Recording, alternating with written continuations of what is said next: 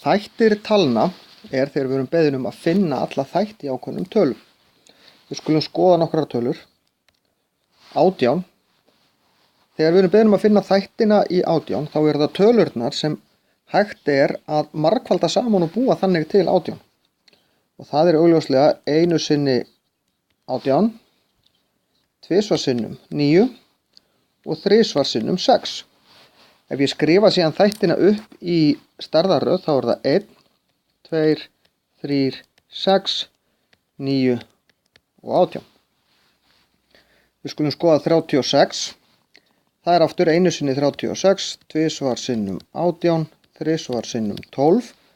Og ef þið eruð í vandræðum með að finna þetta þá getið þið bara notað vasareikni. 4 sinnum 9 og 6 sinnum 6.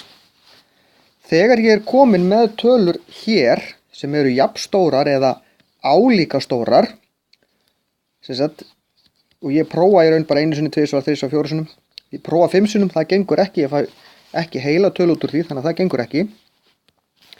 En ef að ég er farin að prófa tölu og fæ út hærri tölu, minni tölu segi, þá veit ég komin yfir miðjuna.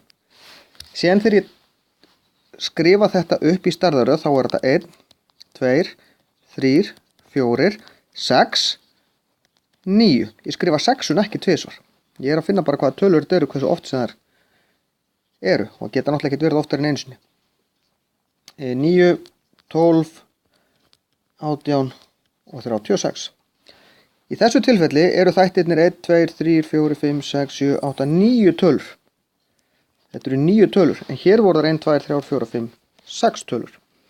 Ef að fjöldi þátta er oddatala, þá veit ég að samatalan, því þetta er alltaf pör, þá veit ég að samatalin er 2 og þá er þetta ferningstala, af því að 6 sinnum 6 er 36.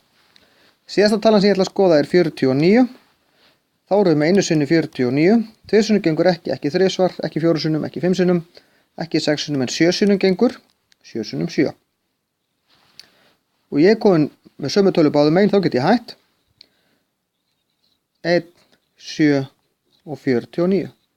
Þannig að hér eru þættirnir 3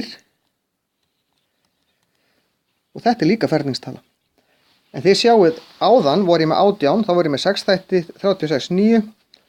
Það er ekki þannig að þáttunum fjölgi alltaf eftir því sem færri tölu. Ég get alveg verið með háar tölur með mjög fáa þætti eins og hérna 49 hefur bara 3 þætti.